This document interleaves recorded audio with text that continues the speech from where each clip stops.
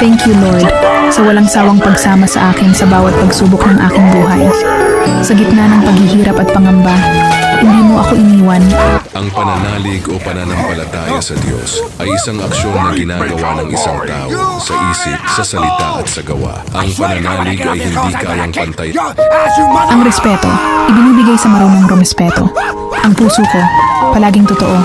Pero ang pakikitungo ko, nakasalalay sa ugali mo. Kung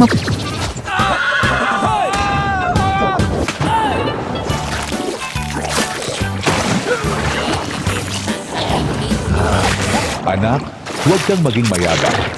Ang sobrang tiwala sa sarili ay nauuwi sa kapahamakan.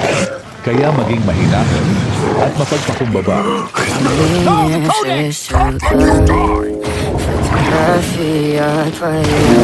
Morph! Coffee!